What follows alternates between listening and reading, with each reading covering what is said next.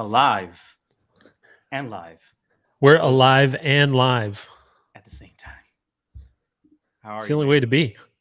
Yeah, I'm I'm good. excited. How are you doing, Sway? Good, man. I already had 2 cups of coffees. Um, you'll be proud of me because early. Oh, there you go. Mm-hmm. Early this morning, I started. You know what? Let me work on my diaphragm breathing. Yeah. So it's like just kind of correct the body. And what is it? Oh, yesterday night I started watching late at night. I started watching Shogun, the first episode of Shogun on Hulu. Mm. Interesting show, very interesting show. And I Dude, finished it this morning. Yeah, it was, oh wow, it looks beautiful, and like I started to watch it. I was trying to do it as like a background watch while I was working, but then with the you can't do that. subtitles, I was like, nope, Yeah, that can't do that. yeah. They I need commit. to They commit immerse to the. myself in it. So Yeah, you do. I've been saving that one. But dude, that's a good shout because that looked it looks just absolutely gorgeous. It's amazing. And well, you've been working a lot on set design and that sort of thing. So yeah, those are the things that I pay attention to. I'm like, wow, 1600s Japan. They really committed to it, and just the wardrobe and everything is just like on point. The performances is great, and it's a little bit, it's not a movie that you want to watch, either have it in the background or watch late at night, because again it's like a lot of subtitle reading. Like, oh my god, they are speaking in Japanese. You have some guys speaking in Portuguese, you have other guys speaking in English as well. But we'll see how good that first season is, but I'm going to continue watching it. So You're in a yeah. real samurai shogun mood. Like this is You just the know theme of what? the season for you, I Damn think. it. You put the pieces of the puzzle together. Yes, I am. I am, and it all makes sense. All the Kira Are Kurosawa stuff led me here. are we gonna see Samurai Sway soon? Are we gonna You're see a gonna see a new Bushido sway soon. Ooh. So we'll Yeah, see. dude, We'll you see could how pull that that works. off. Yeah. Yeah, yeah. Well, we'll Looking we'll forward make to it. it. Well, we'll force it. Even if I can, I'll force it. Yeah. So, but if I don't, I'll at least try to at least commit to the Zen and the principles of the Bushido way. So Well, dude, you're already doing the diaphragmatic breathing, so I think yeah, you're well on your way. Do you know there's about mewing? no, but sounds like something my So, cat okay, does. there's also I think it's also mewing is something like the kids refer to that's like very different. It's like when you like clench your jaw or whatever. Oh yeah, But viewing James Nestor, his book on, I think it's just called Breath. yeah. It's a Oh, I didn't technique I want to. learned from him. But dude, actually, the proper way to breathe is to like close your mouth and then you put your tongue sort of, you form a suction cup with your tongue in the roof of your mouth. And that allows you to like draw breath in through your nasal. So you can do like diaphragmatic nasal breathing. Right. But that's I a think a that's a lot of serious singers do that unlock. too. So, yep, Singers yep. do that, so they won't be having they won't dry up their throats as they Hmm. sing.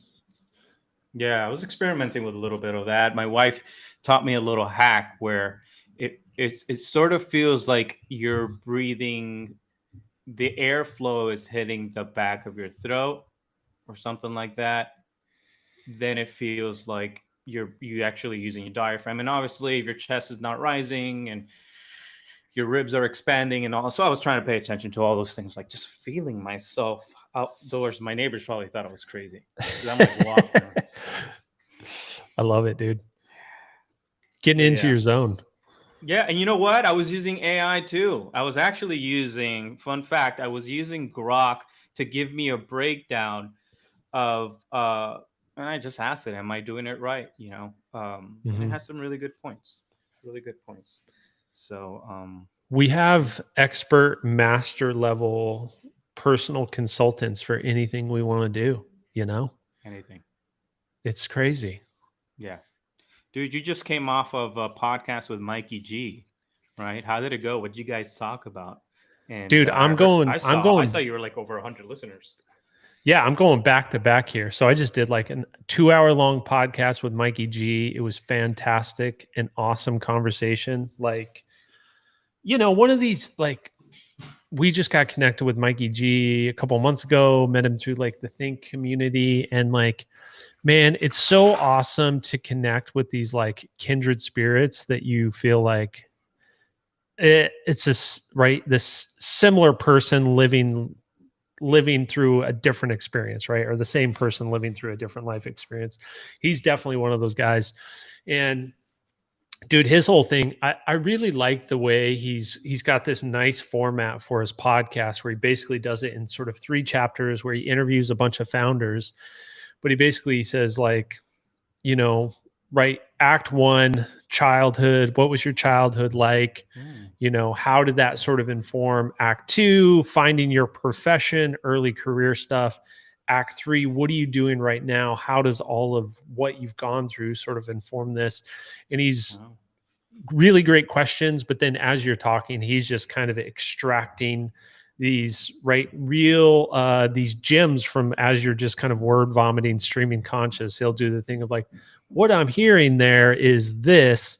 And he's got a really great way of sort of distilling that down, like wisdom you might even not know you're sharing. He's like, what I'm hearing is this, and this is how it helped you.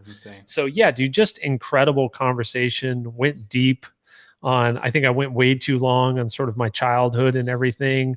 And then we shared kind a of little too much. speed ran some of the other sections, but I think it was good overall. Cool, man. Well, I know you took it serious because I see you, and I've never seen you with a button shirt. So, dude, so this was some of the swag I got from the show at conference that I just spoke at. Damn, And it's so dope. that's so dope. What it But I was says, like, follow dude, I your gotta. dreams. What is this? Follow what? It says spark. Follow your spark. Okay, I see it. Yeah, there we go. Really rad though. And I was like, double podcast today. Tonight I'm going to see my buddy Dustin Kentrew play with his band Thrice. Hopefully the guys are going to come chill at the studio. So like had to like, step it up a little bit. Damn, Thrice. I used to listen to those guys way back in the day. Dude, they just dropped a new album and it's fantastic. So what? Well, talk to him and see if we can have him on one of our I've actually, I've dreamed of that. I think when he's not on tour, I think he'll be down for it. We should absolutely make it happen. Yeah, dude. Great. Well, that's awesome. Mikey G is an awesome dude. I'm glad that you had that experience with him, and it seems like he's been doing this for quite some time. So he definitely has his reps in. He has his format, and it's really cool when a podcaster is can extract from you that sort of information and just make it overall a good experience. So, like I said, I was watching you. I was able to grab just like a little snippet of it, and I was talking to Patrick. Oh, Johnny's actually live right now, and I was also telling him I was watching some clips yesterday of God, now I forget the name of the movie. What's the name of the movie with the 3 dudes in Las Vegas? One of the friends gets lost, and oh, dude. Why is it escaping me too? The baby, the baby, the tiger, Mike Tyson. Oh my God, Zach Galifianakis. Well, that was where Patrick, where are you? Chime in. He chimed in on the chat. Hangover. Damn it! What is going on? Yeah, so Hangover. I think we're hungover. That's why we're hungover. Yeah, for sure. I was like, man, watching a bunch of like Zach Galifianakis clips. I'm like, that guy reminds me a little bit of Mikey G. And I was listening to Mikey G today. I'm like, yeah, that's Zach Galifianakis. And hopefully that's it's more of a compliment than an insult. So we were talking about ferns, Patrick and I was like, it'll be great if Mikey G had ferns, and on his podcast. So that'll be Between Two Ferns with Mikey G. Totally. Yeah. Dude, I love those interviews, but also they get so uncomfortable at some points that I just I'm like, I can't do it. But dude, I love how committed he is. They know what they're getting into. It's not like, I mean, you compare that to something like what, this guy, the Borat guy, Sarah Cohen. Oh, like yeah. Like Sacha Baron Cohen. And how he's literally surprised Trump Bernie Sanders and all these guys didn't. They thought it was like a legit interview, but it was like a Yep. satirical thing. That's a That's whole different thing. performance art, man. Like Oh, he for goes sure. all the way in. Like he's gotten his ass kicked a couple times too. Like And it's his life, been, yeah, yeah, yeah. And he's definitely. Well, we could talk more about that another day, but let's talk about things that we've been working on. Some of the artists that we've been like that we want to spotlight today, and as we get towards the end of the stream, let's react to some like really cool old school commercials, man. And that's all. Those things have been really fun to implement in the format of this show. Yeah. Yeah, dude. Well, I found this incredible new kind of Web3 artist. Let me share here. Goes by braindead.gif. Let me expand this out. It's got a really cool collection on object.com. Shout out Object. But dude, just these incredible kind of like lo-fi GIF animations. I was like digging through my portfolio, looking at some animation stuff, and I have some similar kind of like, you know, conveyor belt things being built. But he just takes it to this whole other level. And I just got sucked into like looking through his work. And it's like this wonderful like Windows 95, you know, like dither tone, but also combined with these like very like mythical concepts. And I just like this one. This was the one I saw that I was like, oh, this is absolutely incredible. Of course. But dude, some killer stuff. And like, I wish like when I first found it, he had some pieces on Object. It was like a, you know, it was an edition of 20 and like pretty affordable. And then when I came back to look today, it was all sold out. So I wish I would have snatched one up. But yeah, man, killer stuff. So shout out braindead.gif. Looks like he does some physicals as well. Dude, it's really neat. It's really neat. Like this, dude. So cool. Hell yeah. Conveyor belt. I love the conveyor so he almost belt one. You know, he builds these like animated machines. But dude, thought that was rad and wanted to share with you. Yeah, that kind of looks like my little Turia piano over here. Oh, there you go. Sweet. You can build the live action version of these. I could do, right? Yeah, we could do that. This one's got a portal in it. Oh man, it's wild. I would love to pick his brain, right? Because a lot of the stuff that I end up, you know, stumbling upon when I created things are usually, you know, through my exploration. But some people have just, and I think you're one of them too. Like you're just one of those people. Like, well, I don't know how this guy's how their process is, but they just have the idea already existing in their head. So I'm wondering, is this something that he's discovering along the way, or he just has something to already built out to start from? That looks so cool. Great stuff. Yeah, really. I saw that he went to school for painting, and then he kind of after school dove into digital art, and now he's doing like these incredible GIF animations and releasing stuff via Object and Super Rare. So check him out. I definitely want to try to collect one at some point. Sweet. Hell yeah. We'll try to keep my eye out on his artwork. And speaking of Object, you just reminded me, our boy Macbeth just dropped. Oh, he just had a new series drop. Shout out new Macbeth. Series drop with Fake Will Gallery on the art market inside the Object Marketplace, and we can see this little 4-second clip here. You know, just even that audio too. Yeah, he just has like a wicked unique way of like seeing the world, and this is one of my favorite ones. Wow. So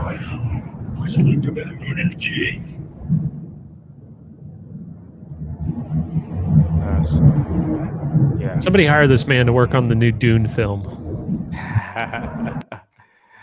One more. This one is dope too. Wow.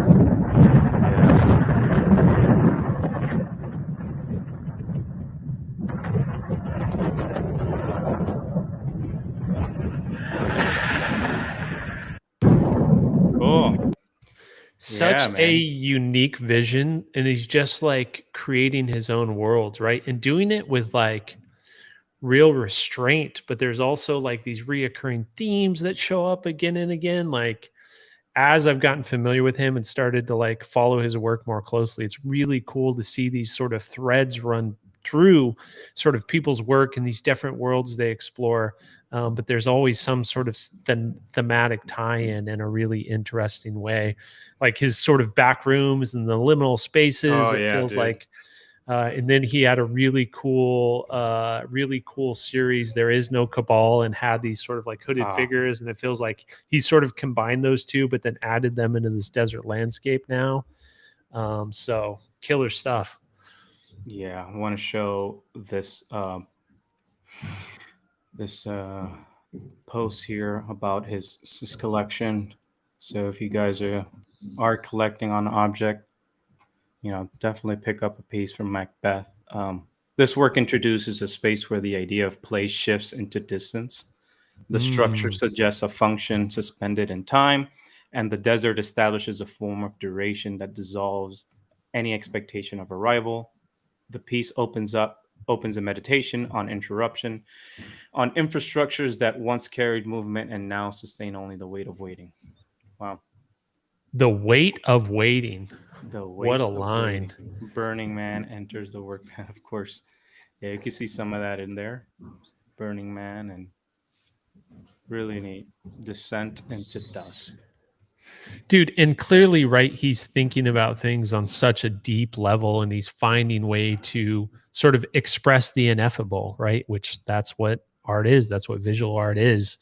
And like it's fun to be friends with the people that are really at the forefront of like how do we function as artists with this new technology and really express things that we couldn't we couldn't express previously. Yeah.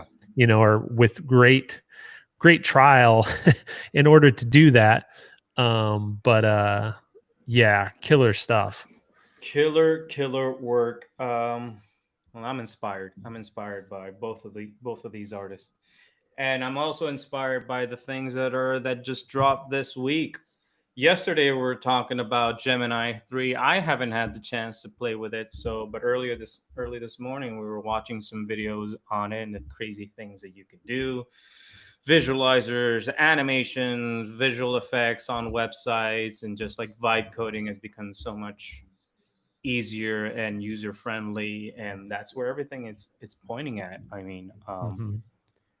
you've been using Figma Make to build, websites, and we know Jordan he's been building stuff, and as a matter of fact, Jordan has been like teaching how to Dude, use Figma Make. he is So the like, Figma Make Pro now, right? yeah, Like two weeks, 3 weeks of like teaching himself, and like yeah, is building like beautiful products and websites like left and right. It just shows you like the opportunity we all have right now. And if you're willing to, yeah, be uncomfortable for a couple hours figuring something out, just kicking around in there, trying stuff out and seeing what's possible. Like Jordan is not a designer, but he's been building a product and he knows what needs to happen. So he just like right. took it upon himself and started building. And like, dude, he's basically a a desirable product designer now. It's crazy. Yes, sir. Yeah. So a month ago, in other words, a month ago, he had no idea how to do any of this, Yep. and now he's like teaching people how to do it, and he's Yep. learning at the same time. So and that's how much the technology has evolved and will continue to evolve, right? Where you're learning and you're sharing that information as you're learning at the same time. So it's just this crazy loop that you're in. You just need the confidence, right? You just do it, do it. You Yep. know, um, I'm going to share this screen just for us to see some like sample work of what's been done with Gemini 3. And this is a thread that was done by Min Choi, where he does like a collection of like of his findings. And this one right here, we're just going to do a few. This one right here, see if I can set this in different, more. Yeah. This one right here is the theme park game from the 90s, made in hours. So Oh, that's awesome. it's wild.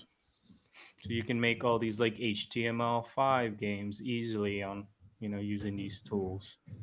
Um, and all you have to focus on, and with the assistance of AI, like the game logic and the structure, and you know, and I'll these tools are fully stacked to even help you with the design and stuff like that. So that's pretty neat.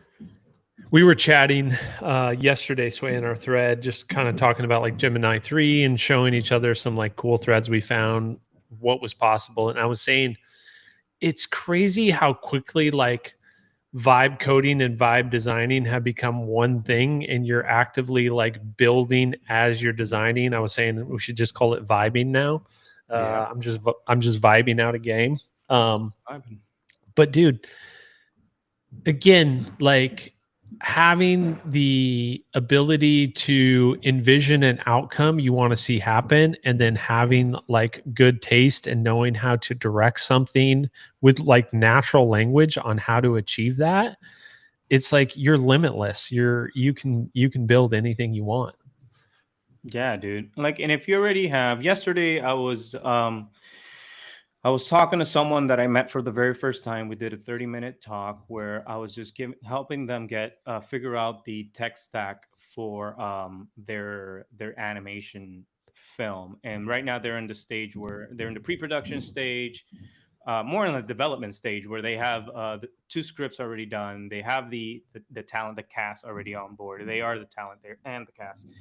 Um, but they were on the fence of whether they're going to use AI or not for this animation. I'm like, look, I mean, you're not forced to use it, but this is an inevitable tool that you have to use at least for the pitching and for pre-conceptualizing the previs and conceptualization and for all of that. I'm like, hop on 11 Labs, use Gemini, Nano Banana, use Midjourney, use all of that.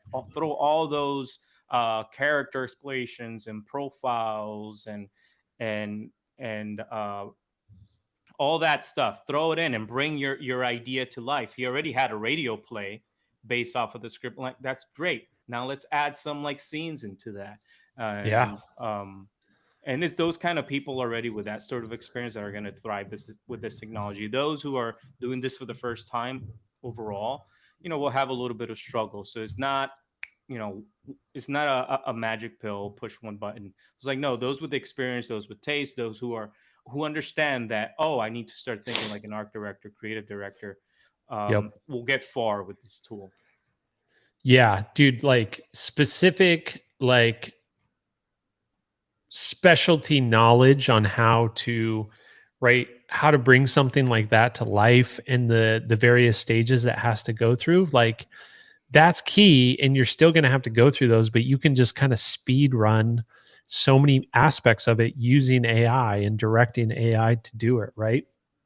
This Yep. term I've been using more and more, which I think is like really true, and we need to like just like hit home to people, is like there's still this like anti AI propaganda where it's like AI is going to make this or AI is going to do this. Like AI is not going to do shit unless somebody is behind it using the tool, directing it. And it's like this idea I keep telling people is like there's got to be an artist in the loop, not just a human in the loop. Yeah. If you want to build creative stuff with AI, like there needs to be an artist in the loop. And just this misconception that people think, even some of the Gemini stuff will show where it's just like, one prompt and you get this. It's like, yeah, you can do one prompt, but like not good. Like, Yeah. learn how to like direct that shit, learn how to control that stuff, learn how to like have a vision for something and then like use these tools to bring that to life. And like, it's going to take more than one prompt and it's going to take your expertise in a given field. So like bring all of that to these tools and just like augment your capabilities, augment your imagination. And now that Patrick is here, Patrick, you've been wanting to talk about like the benchmarks and your findings. Patrick has been diving more into these tools more than us. And what do you see, dude? Like what's happening with Gemini 3 and the possibilities with it? Yeah, so I think I haven't used it personally too much a lot yet, but what I see on the like from these different benchmarks are this was one of the things that I saw when you were scrolling. And Sway, we were just talking about this, and I dug in a little more to see what it was talking about. But if you look at this chart, like Hmm. you could see Gemini 3 is all the way up here. Yeah. Now That's crazy. going to the right is not like basically what this chart shows is like the the ARC AGI or ARC AGI 2. What this is kind of like a little more complex like reasoning questions. Um, and so it deals with like different like visual puzzles or sometimes it's like blocks and it has to solve. But the main thing is that like it has to apply some sort of I guess reasoning. It can't just run off of the data it was trained on, so it can't just regurgitate things. And so it's like outperforming the other models like crazy. Wow. Going to the right is just like the cost. So this kind of makes it so that like you can't just um, like run a million prompts and just kind of like Right. say, okay, it figured it out. But like if you see like there's O3 and the cost was around the same, but it didn't perform nearly as well. And so like the uh the main differentiator, it seems like kind of all these models have a good handle on um like the uh math and writing and things like that. Like they really we kind of got that figured out. But if you look at this table, like the huge jump is in like visual reasoning. That's why when people are making these sites, like they look so much better because it's using all that visual data. It can like it Wow. can It's a huge take the jump. information off of the screen and read through it, analyze it like significantly better. So this is It's one like a of visual reasoning model, yeah, Right. exactly. It's not Just just giving you like the most basic version of what you're asking for. It's like It's actually expanding upon that reading, idea. Mhm. right. It's yeah. actually reading what's been created, visualized, with what's being visualized and building on top of that. Mm-hmm. Yeah. And just real quick, this was kind of interesting. So this is what these ARC AGI benchmarks kind of look like. And so it'll have to like basically take the information and it looks at a pattern or kind of like how do you get to this point? And so it can't just say like, oh, if I run through an algorithm, like these are the words that most commonly show up. It has to like kind of, I guess, simulate thinking its way and reasoning through the process. And so, um, yeah, it's just way better visually at interpreting and like kind of making decisions and reasoning through the visual stuff. So that's why we're seeing like just huge jumps on that end. And then I don't know, I feel like on that table, everything else is kind of performing pretty consistently. I don't know how much more math we really need the AI to be able to do, at least for most of our purposes. But yeah, man, like the games I'm seeing are crazy. The site design is way better. They don't feel so like AI. Um, I tried just one prompt the other day, and the layout that it suggested for, I was like just messing around with like a GIF creation tool, and the screen of like the workflow of what the user would click through was super messy on all the other tools I used. And like Gemini 3, the first shot had like a really clean display where you could just select the items. Um, Crazy. just way better like UI UX by comparison, And how That's does all awesome. that tie into like because today we want to talk about like the Google anti-gravity, and there's a video that I want us to share on that. What is it, and what have you seen before we show this video? Yeah, so I haven't seen a ton on anti-gravity. It's their IDE, so like similar to Cursor or Mm, something like that. Like but it's meant to, I think, be a lot more user friendly. So like to support more of the vibe coding, less of the technical coding. And also, I think a big thing is like um, the agents running in parallel. And so rather than having like the one agent chat box or even running a couple, they're kind of like working together to work through the problem solving. that's Mm. crazy. There's also, I forget what it's called. There's something they have like called Code Buster or something, which basically will look into security, and it's like proactive about it. So you don't have to backtrack and say like, am I leaking everyone's API keys? Did I just post Mm, my whole database, yeah, Um, smart. so it seems like they're playing on a different level. And I was thinking about this the other day too. It's like uh, with a company like Google, like we have all these AI companies that are just bleeding money, and like they're all in the red, and they're just like racing to get the best tech. And like Google already has their financial model set up. They're already pulling in like Yeah, billions, like over 100 billion each year. So like they don't have to worry about like, okay, how do I find more investment to pump into this? They already have like that financial side, and they have all the data. So like I think I think like we'll continue to see them kind of like really leading a lot of this, because just off the resources they have, everything, they don't have to worry about like, how do I monetize this? Because they can pull funds from their yeah. massive, conglomerate on the other side.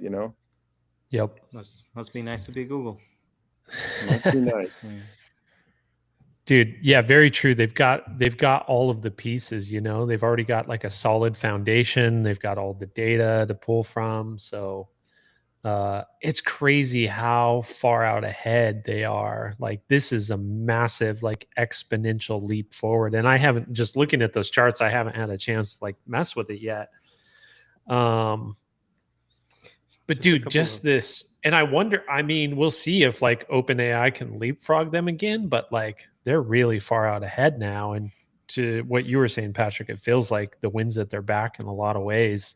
Um, Dude, I was just thinking about, it's crazy how far, like coming up, it's always like like Apple was the pinnacle. And I'm just looking at Apple and sort of how far they've fallen behind now, and how much, like, I don't think they can catch up at this point. Like they have great products, but dude, on the software side, the AI side, like everything about it, like I know they're like in talks with both Grok and Google about basically being the AI component of, essentially Siri, like the iPhone. But it's just crazy that's where we're at. And the fact that like Apple's big announcement as of late, they're like, look at the new like liquid glass interface. It's like, oh shit, you guys are in yeah, trouble, man. big time, big time. I mean, they Apple didn't even want to mention the word AI a couple of months ago, right? They were afraid. Like Yep. then they they they were bold enough to start mentioning that a machine learning, right? But that's it. I mean, they're behind. I mean, but Google was in the same position not too long ago, right? They had Bard, Gemini didn't exist. Well, Bard got converted into Gemini, but like Nano Banana, all these like image models, video models, like what we're seeing now for vibe coding, and like none of that existed. And everybody was like, yeah, Yep. you know, Google and Apple, and these guys made such a huge leap. It's insane. Yep. And they got Dude, the I mean, funds for Nano it. Banana has absolutely revolutionized the way like mind creative It has workflows. Like changed the it's game. yeah, dude. You know, and you know it has when it's literally, you know, in every single platform you subscribe to, right? Yep. So let's watch this video just to get a little bit more context with Google Antigravity before we transition. Check this out. Every breakthrough in model intelligence for coding encourages us to rethink what development should look like. Gemini 3 is our latest such model advancement. So, we went out to build the next step change of an IDE. Introducing Google Antigravity, a new way of working for this next era of agentic intelligence. It is the ideal agentic development home base. Does it have an IDE? Yes, but it also has a whole lot more. We started with the core IDE and added pieces that evolve the IDE towards an agent-first future, such as browser use, asynchronous interaction patterns, and an additional novel agent-first product form factor, helping you experience liftoff. Your new focus is architecting the solution, not implementing every single step.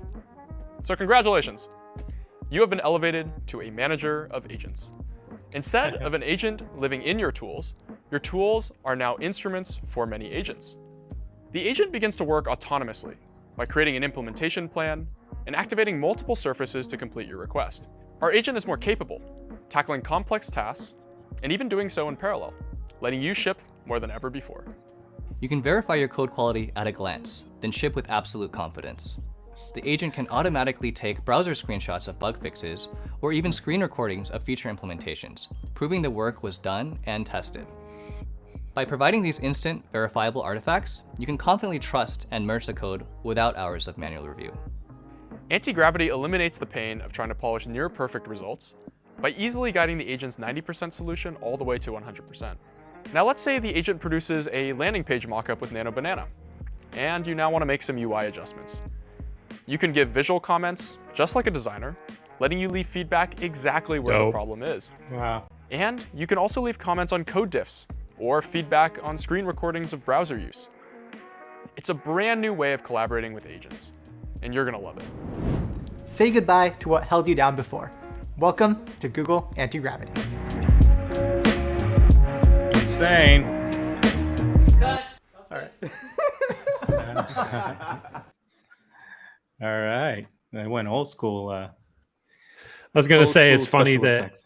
yeah, they've got all these capabilities, and then they just a couple dudes lift the couch and then key them out. Hey, it works. It works. Yep. But that's impressive, man. It's impressive that that these tools will be so common that it's just literally going to be in everyone's hands. You know, it's like yesterday I was as I was driving over soccer, my kid was on Gemini asking it a bunch of questions already. You know, my little dude is like 8 years old and he's already engaged with the ChatGPT and the Gemini stuff. A year or two from now, they'll be building their own like websites and tools and apps because it'll be just easy to do, you know? Yeah. Dude, I mean, we could do an entire podcast about this, but you just made me really think about it. Like, think about one of the things I'm fascinated by that I don't think gets talked a lot about. It doesn't get talked about in a positive light. We hear people about like AI psychosis or whatever it is, right? Like, which people are always going to like overuse certain things and not use them in a positive way. But think about the way that, because we're constantly evolving as well, our brains are constantly rewiring themselves, like your kid Sway, like being able to go as deep on whatever subject they want right away, asking whatever questions he wants, riding in the back of the car on the way to soccer and just educating himself on anything, and then having like being able to take action and start to build websites and apps and whatever around that. Like, think about, like somebody who's like a social media native or like a digital native versus, right, we're going to be the old timers that like it's harder for us to like adopt to this, but they're just going to be, totally immersed in it from an early age. Like the capabilities like these kids are going to have is absolutely insane. And I'm fascinated by that because like AI is evolving, but we're also evolving, right? And those things have an influence on one another. And it's just crazy to think about like these little superhumans like you're probably raising right now. Dude, by fourth or fifth grade, my daughter was already typing on. It might not seem like nothing right now, right? When I say it, but if we really reflect on it, it's huge because it's a parallel example that we can make now with AI. In fourth and fifth grade, she was already using like Google Sheets and Google spreadsheets to like for school projects. Go back, Yeah. Johnny. Like we're like in 10th, 11th grade when we started using these like tools and getting us ready for college. You had to learn how to, computer basics, whatever program course it was. Dude, and I'm from like New Mexico, so not the not cutting edge education system. Literally the only time in high school I ever used a computer, I think was senior year for a typing class. Like I didn't start working on a computer like regularly until college, Insane. Like it's crazy, man. Yeah. So my niece, she's 16 now. She's been working on her own novel since she was 14. She does like, we go deep on world building stuff together. She has all of these notes on her various characters. And she's like, I want to publish my own novel, like by the time I'm out of high school. And then she's also like a theater kid. She's like, then I want to star in the basically the film production of it. I'm like, get it, girl. Like you have the capabilities to do it now. And it's like, dude, the stuff these kids are doing from an early age is just absolutely insane. Dude, and AI is only going to enhance and augment their education, right? We'll get to focus on the essentials. Math is going to be fun. Science is going to be fun. No longer do we have to wait till like the middle of the school year to go to the planetarium and to visit a museum to have like some sort of like interaction and immersive experience with like education. Like, no, this could literally be our everyday life, right? I was talking with Jesse last time for yesterday on this idea of like how cool will it be to like produce like on the fly live AI visuals that serves the curriculum, that serves the topic being discussed in this like educational setting. I was like, yeah, they'll be awesome. Of course I want that. Finally that kid with ADHD is going to pay attention, right? Because like, oh, okay, cool. So with these technologies, man, it's just like insane. As long as we do it right and get these kids to focus on again those essentials and build their communication skills, their critical thinking skills, and their curiosity right. And curiosity, like, man, art history, right? And all those things. Yeah, teach them to be curious. I think it's going to be more of like the I forget the name of the school, but it's all like the curriculum is like student led, so it's like whatever they're fascinated in, they just kind of lean into that and build projects around it. But like, dude, that type of stuff and just being curious and then like dive deep into whatever that is, and you're going to gain all the rest of the skills right as you do that. Our friend Sonny, who runs like he ran an education platform, he was basically took his kids out of school and started self-educating them because he wanted to take this same approach. And it's like his boys are super into hip hop. So he's like, all right, learn how to make beats. Let's figure that out. But then at the end of their semester, it's like they have to do a presentation on it. They have to do an essay on the history of it. They have to present the things they've made throughout the course. So it's like they're still gaining all of those other skills, but it's like, see what they're interested in and then just lean into that, because they're going to be like way more motivated and they're going to absorb way more stuff if it's like something they're curious about. And the more you know, the better you're at hip hop. Yeah, it's like That's right, dude. last week I was watching. There's this really cool channel. I forget the name of the dude on Instagram. He's just like walking around all over like Brooklyn with his piano and like beat machine and stuff. And Oh just yeah, I've like seen that guy. you He's seen great. that dude? Is like he has Yeah. like this little setup here. He's walking around. He's Yep. just inviting people to like freestyle. Like, and the good ones are the people with like experience, like things to say, and like it's just not generic BS. It's like stuff with substance. So that's where education comes from. Yep. And a person that's well educated and is inclined to culture, hip hop, there's something special. So neat, dude. Let's talk about some of the stuff that you've been working on, the workflows. You've been using Fuser a lot, which is like this AI node canvas, and you've been having a ball there. Dude, I'm a Fuser stan at this point. Absolutely love it. So yeah, let me pull this up. Make sure I can screen share properly.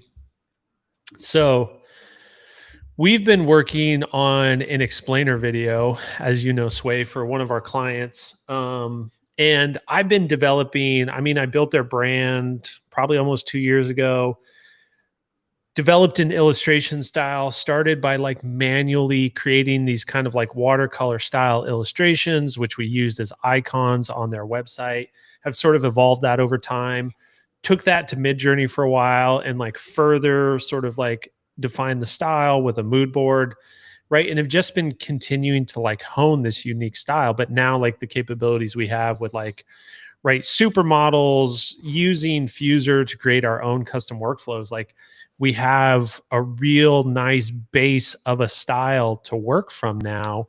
And essentially what I'm doing here is we've got the style locked in. We also have our character locked in, and I'm creating a bunch of different scenarios with this character, in creating sort of multiple frames of these different scenarios.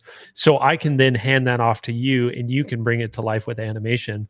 So just I thought was like a cool example of, again, like how to combine your craft with this technology to get some really insane results.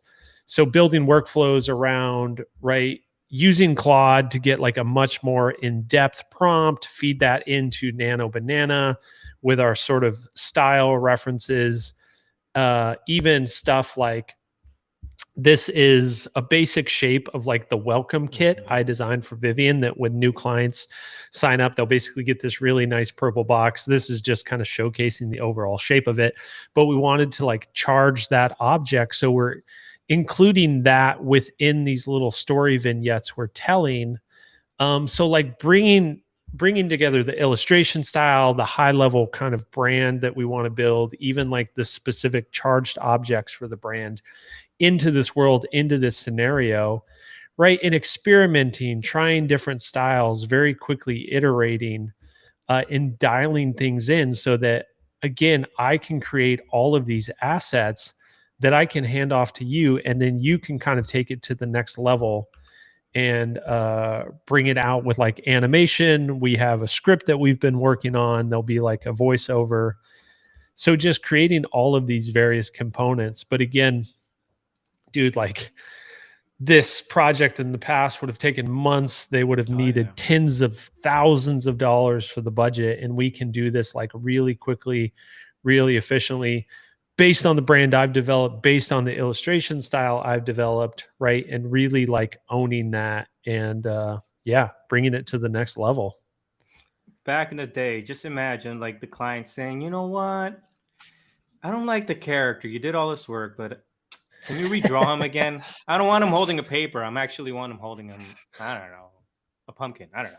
Like something different. I'm like, okay, back to the drawing board, and now it's just a lot more simple, right? Well, relevant relevant case study, Sway, because essentially like, right, we did all of this and then basically realized like, oh, we've got the wrong sort of profile for our main character, so we need to swap out the main character, which in the past, like would have just made us jump off a roof, right? And it's still like going to be a little bit of work, but it's like, okay, yeah, we can work up a new character and put them in these scenarios and situations for you, and then just kind of take it from there. So yeah, man, fun stuff. I'm really stoked on how it's come together. I'm excited to have it in our portfolio for the studio.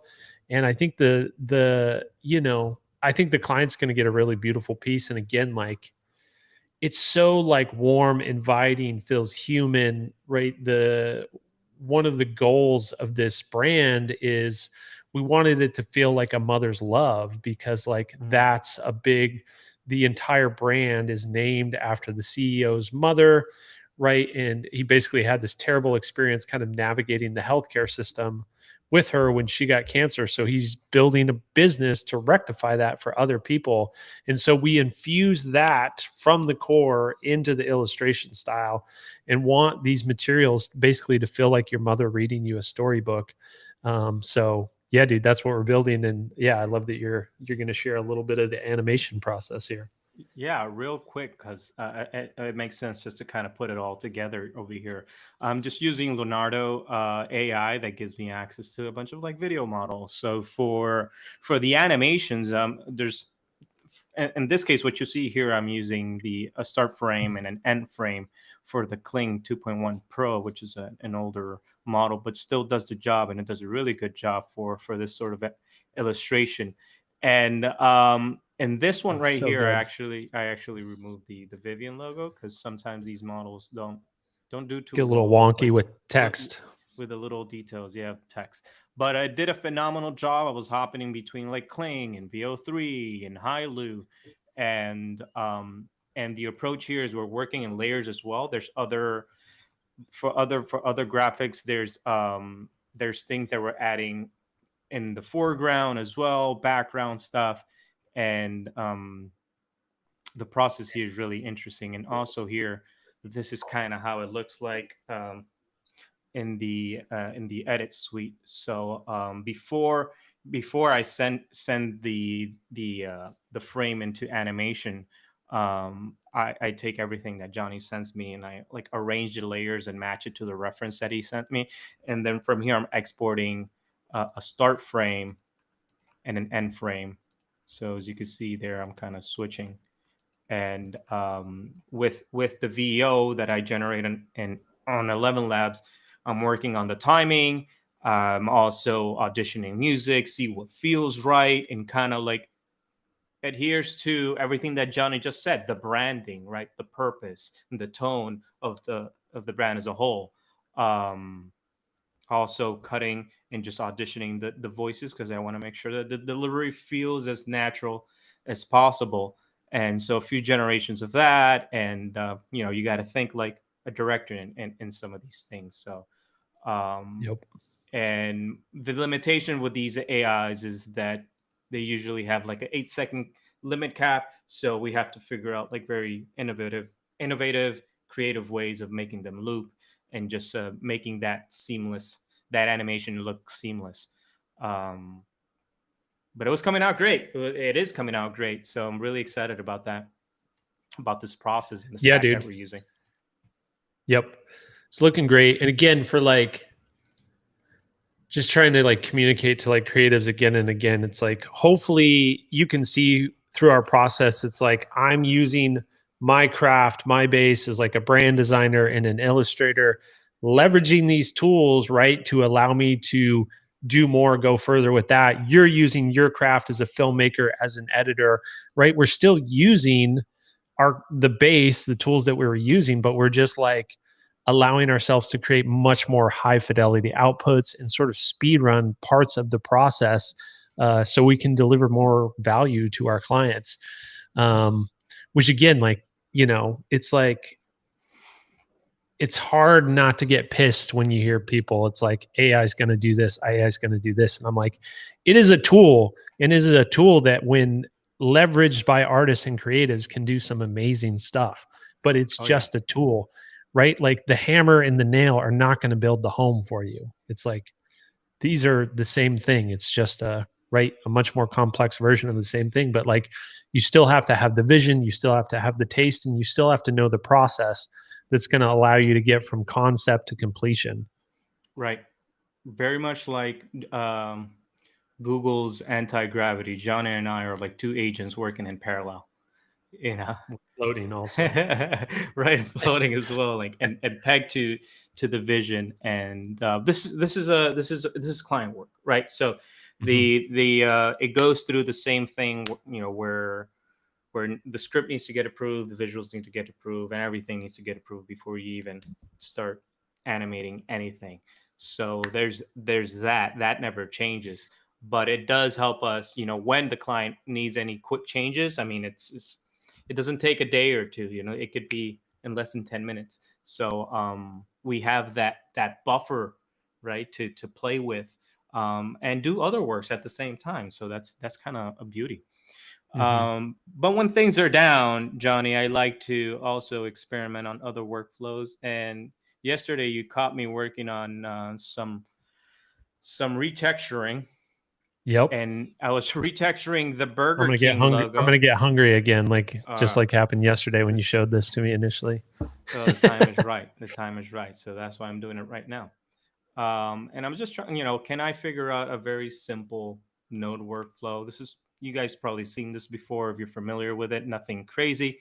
I just want to turn this logo into a realistic burger with that will still have the Burger King type on it, make it a cheesy ketchup type texture, and it did a good job. So it And building has, this in Runway's workflows, right, Sway?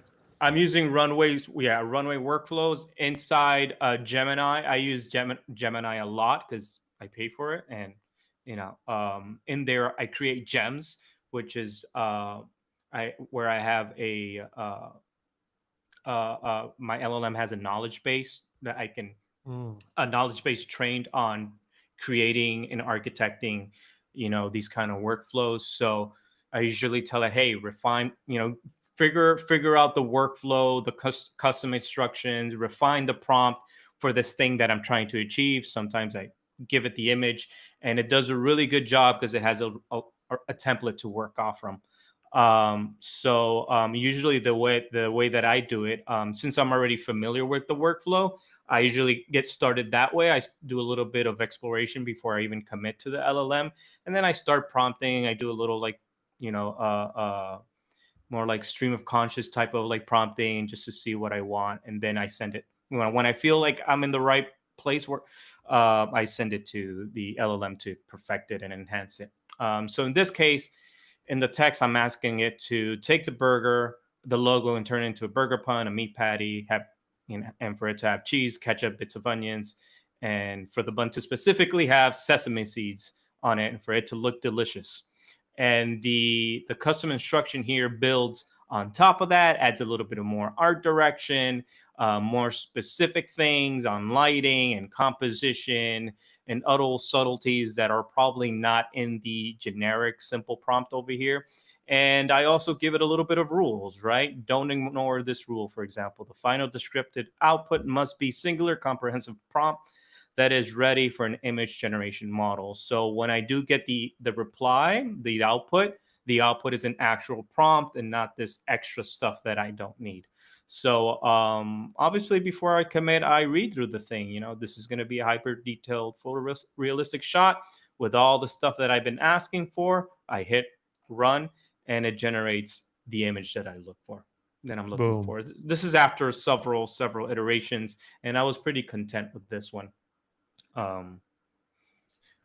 Dude, triple stack. Triple stack, baby.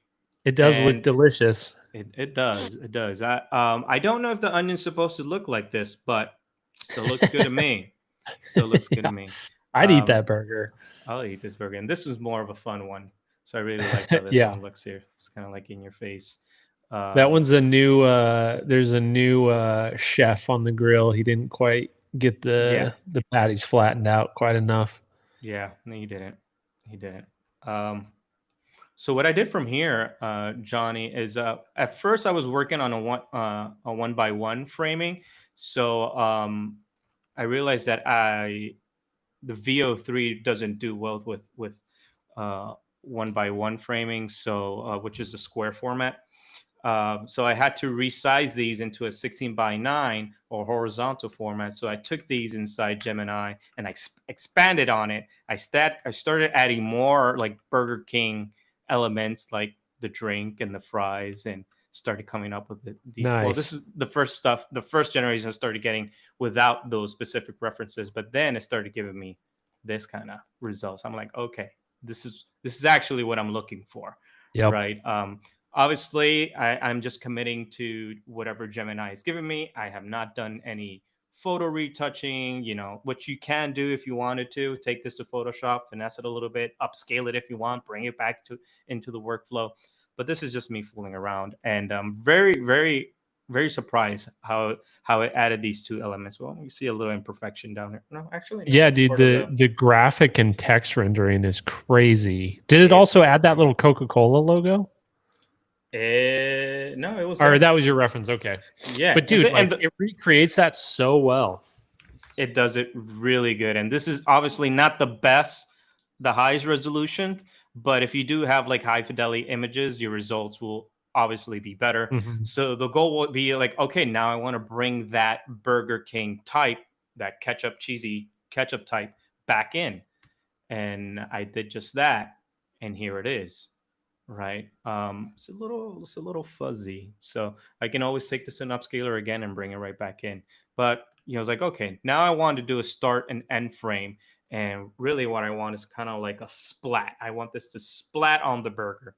And it does a pretty good job in doing that in this. I think this was like the second output. Nice. Yeah. And you can obviously generate as much as you want until you land on something that you really like. But let's see, Dude, this and one. I mean, there you have it, a Burger King ad. Oh yeah, dude. This one's a bit cropped. Detail shot. That's really cool detail shot. I love the lighting and the texture on the, cheese and ketchup type. Yeah, dude, look at that. Woody. I'm hungry. So I started playing around with other logos. I really didn't get far with this one. I was trying to turn the new Domino's logo into like an actual pizza. This is Nice. close enough, but not really what I was looking for. The starting point. Yeah, similar approach. And then I got like, all right, let me turn the actual Lego logos into Legos. Ooh, that's cool. So came up with a prompt for that.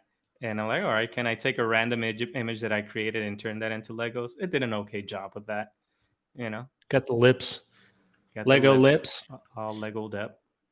So I think I also started doing other explorations inside. Let me switch screen over here. Share this tab instead. I took some of those earlier explorations here inside Leonardo, and I started getting like a bunch of funky results. This is using the Motion 2, which is Leonardo's video model, which gives you some like camera controls and stuff. It was okay. The results were okay, but got some good hallucinations out of it. Yeah, this one right here is that was nice. It's subtle drops. Yeah, a little drip there. That one's great. And here I wanted like a little a 360 spin. And it's all right. It's all right. Burger. And this one's like tasty. Yep. Yeah. Nice. Yeah. Pull back. So it's fun. I'm always like hopping around. Yeah, dude, it's fun to see other people's like generative threads. And it's like, I've got this bronze figure melting in lava, and then I'm going to start doing some Burger King like turnarounds, It's just like all over the place. I like to scroll back through my generation history, and it's like people probably think I'm like schizophrenic or something if they saw this, but just gotta jump from project to project. You have to. I mean, that's how you discover little things. And I like doing this because again, you just really don't know sometimes. I mean, sometimes you do, but sometimes you don't, what these models can come up with, right? You're asking for a specific thing, but sometimes it could surprise you with something that you really didn't even think of. I'm like, oh, okay, I see what you did there. I'm gonna add that and specifically into the prompt, and or save it for later. Who knows? It might inspire you, to do something else. So it's fun doing all these sorts of explorations, and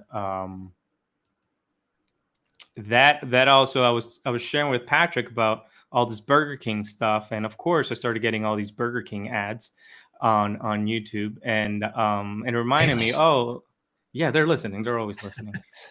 And I was like, oh, it'll be cool if we react to some of the old Wake Up with the King commercials from like way back then. This one is Oh, a dude, fun that one. was a great campaign.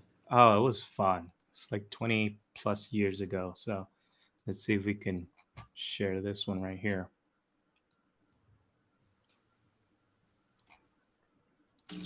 Can you hear it?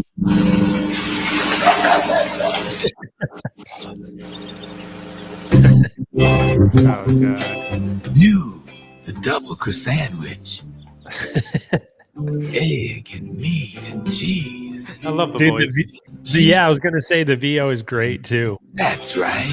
The double croissant. Wake up.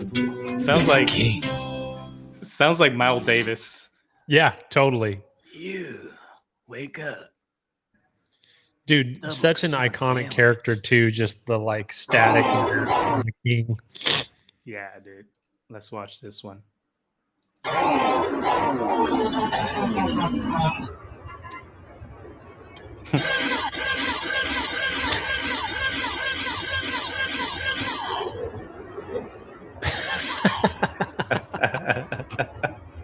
Wake up with BK Joe. Oh 100% man, Arabica beans. BK Decaf, Joe. Regular and turbo strength for you, sleepyhead. New Hey! BK Joe. Wide awake with the king. dude, I don't remember ever seeing that one. That's I've great. never seen that one. I remember seeing this one. We're gonna play one more. These are just too fun.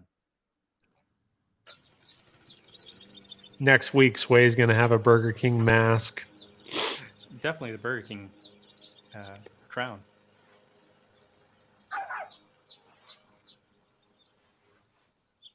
New, the French toast sandwich. Egg, meat, cheese, mapley bread. Can't wait for that sweet thing. Wake up with the king. Oh God, I Dude, feel like great getting some, campaign.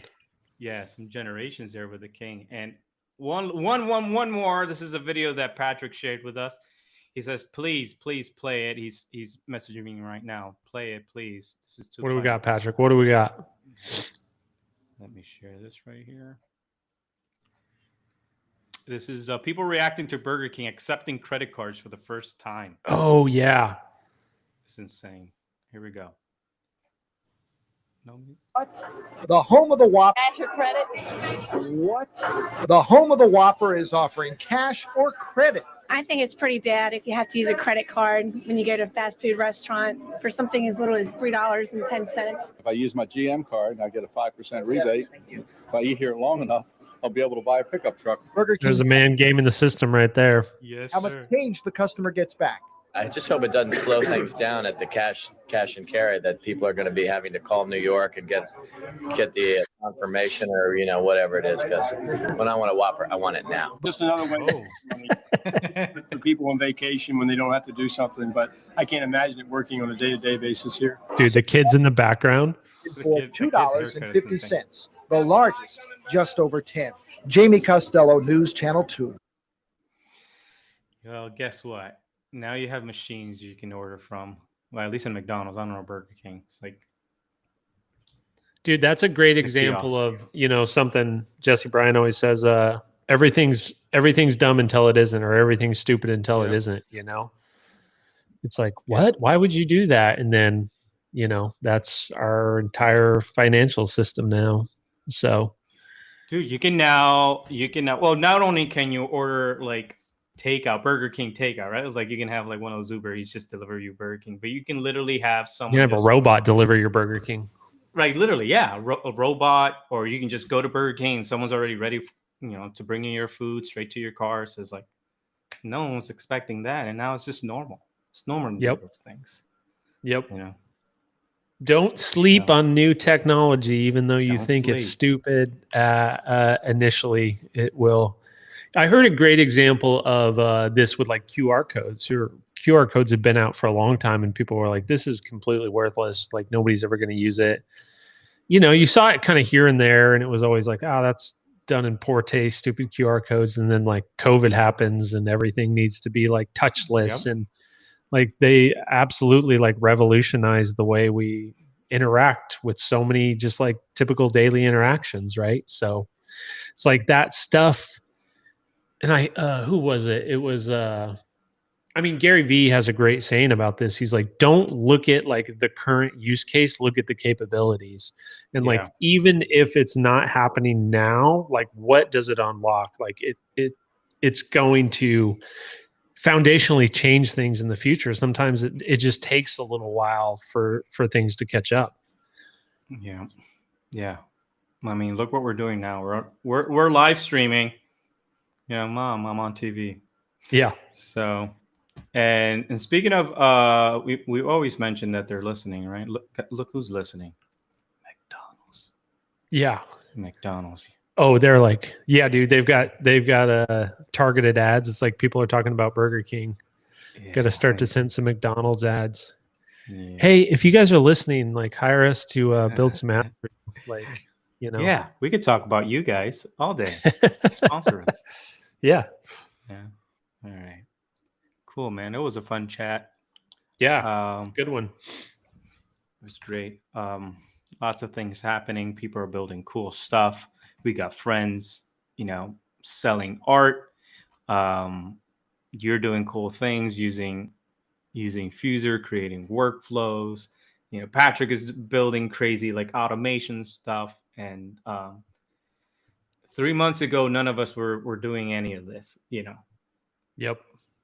We thought we were living in the future, but no. Guess again. Yeah, dude. It's always something more. We're in it now, and it's coming faster than ever before. But like everything's up for grabs right now. We live in the wild west of time. So like, get out there and grab some land. Yeah, you got to. Well, cool, man. It was fun. Anything else? You any last words before we disconnect? Yeah, dude. Great chat. We're always jamming on fun stuff. We don't have a speaker lined up for Friday, but I'm sure that will materialize. We've got a couple potential things out there. So we'll do our live spaces, 9 a.m. PST. What is that your time? It's like 1 p.m. East Coast time. Yep. So we've got that coming up Friday. We're building pitch decks. We're building reels. We're building websites. So all of that's coming. Trying to get some new client projects. Yeah, dude. And just figuring out new capabilities and new things we can build every day. So it's always fun to collaborate and figure out how to build the future together. Every single day we're building stuff. And I'm always trying to figure out innovative ways to use those new things with the old way of doing things. So I got my cameras, I got my music, I got my lights over here. I just showed you guys my little computer. It's just fun. It's just, we're living in a very, very fun time. So don't be afraid of this technology. Embrace it. It. Cool. Next Friday, we're doing, like Johnny said, we're doing a space. You're more than welcome to join us. We love talking about, things that are happening in the space, bringing on speakers, spotlighting even more art. And feel free to ask questions, on the chat. The chat is always live here, but no one's asking anything. No one's asking. Come on, chat. We'll get to a point where the chat will be asking things. Yep. But cool, man. I'm going to go get a burger. Yeah, I'm hungry too. Gonna go make a sandwich or something. Let's go. Yeah. All right, everyone. All right. Thanks, Sway. Thanks, Patrick. Thanks, everybody, for watching. Bye-bye.